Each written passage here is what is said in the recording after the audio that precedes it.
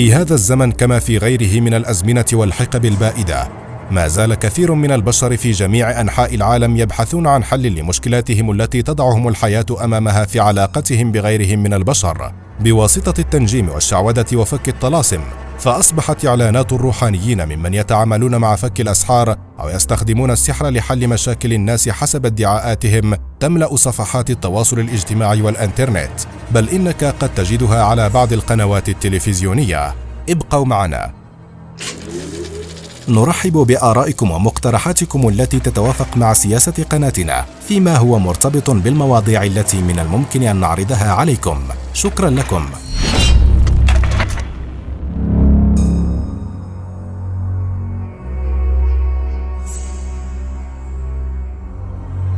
يلقى مصطلح السحر الأسود رواجا كبيرا في كل المجتمعات تقريبا بين الفئات الأمية والقبائل البدوية والمناطق الشعبية.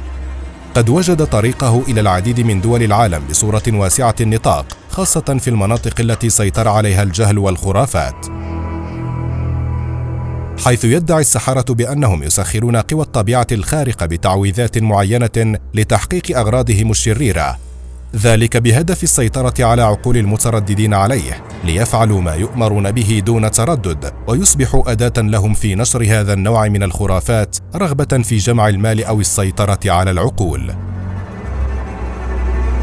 يعتبر السحر من أكثر الأشياء التي تستخدم في عالم يؤمن من يعيشون فيه بأنه الحل لكل ما قد يعترض حياتهم من المشكلات. لعل أخطر أنواع السحر هو ذلك المسمى بالسحر الأسود، لخطورة تأثيره على حياة الإنسان النفسية والجسدية والعقلية.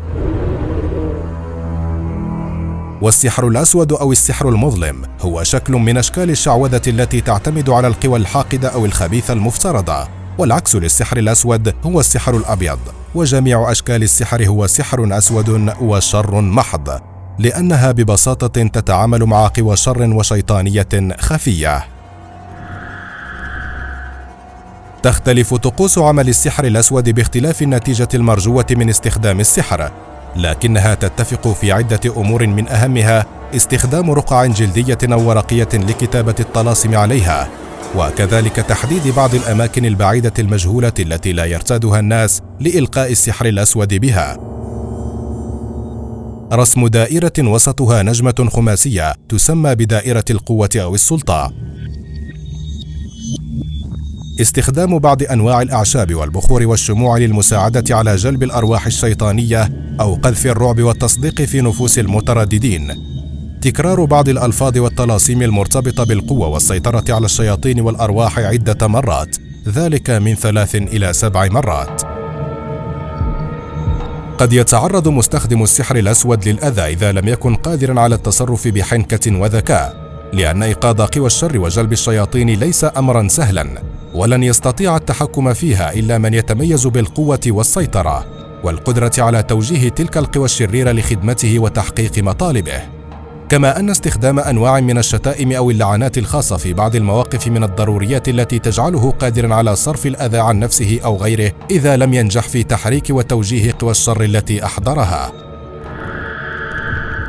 يحرص معظم السحرة على اختيار الموقع والمكان المناسب لإحضار أرواح الموتى أو الشياطين، وأنسب الأماكن هي المهجورة التي لا يرتادها الناس كثيرا، كمكان جبلي أو في الغابة أو أطراف المدينة أو المقابر وغير ذلك.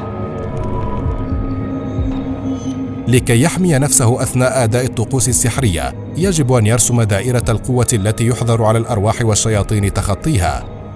كما أن استخدام عصا سحرية من خشب الدردار أو غيرها على شكل رأس بعض الحيوانات أو الجماجم مما يثير الفزع والرعب ويعطي الساحر ثقة أكبر.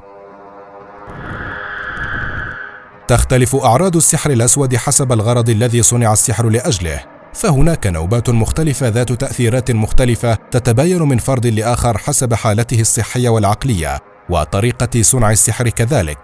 فهناك الأعراض العامة تتجلى في الخسارة غير المبررة في التجارة والأعمال، وملازمة الصداع مع الشخص المسحور دون سبب، ضعف النظر المفاجئ والشعور بالعمى، قد يتحول لون العينين إلى الرمادي، والأرق وعدم القدرة على النوم بشكل جيد، الشعور بالطاقة السلبية المسيطرة، الرائحة السيئة المنفرة للجسم، سيلان الدموع بصورة مفرطة، الغضب وعدم التوازن العاطفي، العقم غير المبرر، تكرار الإجهاض دون أسباب طبية واضحة، عدم انتظام واختلال الدورة الشهرية لدى النساء دون مبرر، الضعف والهزال دون سبب مرضي، تكرار كوابيس ليلية، الانفعال السريع ونسيان ما يحدث أثناءه، تغير نبرات الصوت.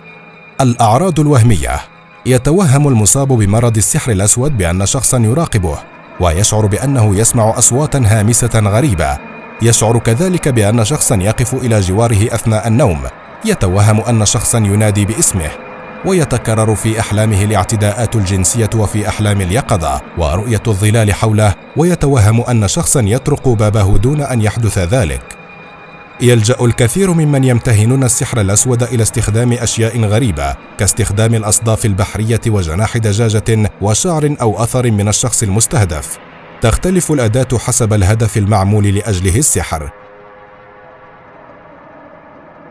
بعض من محترفي السحر الأسود يستخدمون بعض أسماء الملائكة، هؤلاء هم من يحترفون السحر الأسود اليهودي، حيث إن استخدام الأسماء المقدسة وأسماء الملائكة في السحر تمنحهم كثيرا من الصلاحيات الخاصة التي تحقق لهم أغراضهم من خلال التفاني مع الله.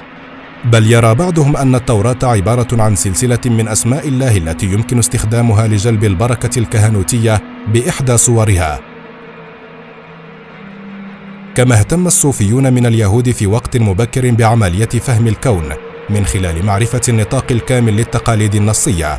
قد استخدموا مجموعة من التعابير اللفظية والبصرية لرسم الدوائر المقدسة التي سجلوا بداخلها بعض الأسماء المقدسة لله والملائكة، ويسمونها بالكابالا النبوية التي تستخدم الأسماء في السحر الأسود اليهودي، سواء كانت أسماء إلهية أو نبوية أو ملكية أو شيطانية.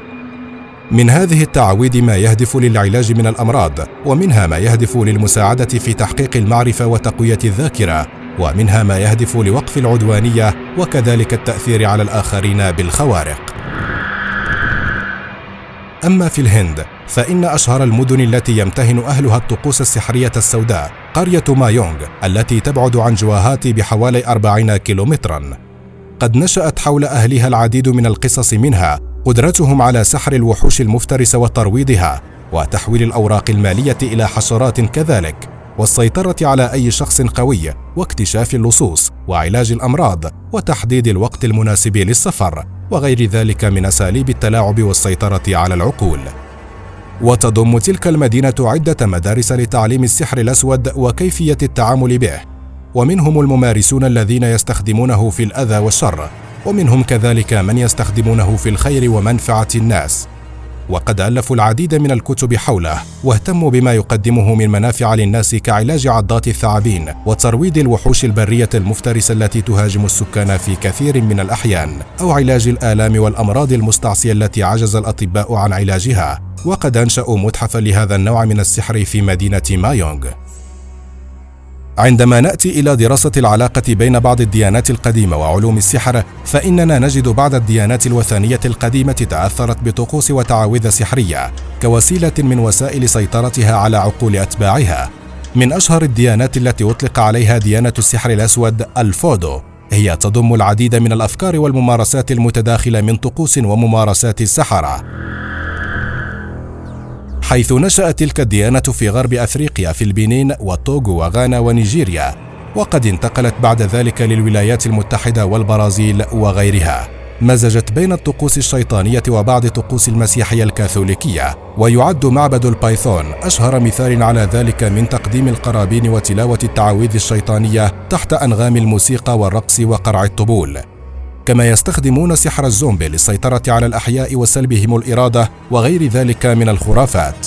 أما الأديان السماوية جميعها فقد حذرت من السحر ومخاطره، بل قد جعلت الساحر الذي يؤذي الآخرين عاصيا لله تعالى، حيث قال الله عز وجل: ولا يفلح الساحر حيث أتى. كما حذرنا النبي محمد صلى الله عليه وسلم بقوله: اجتنبوا السبع الموبقات، وذكر منها السحر.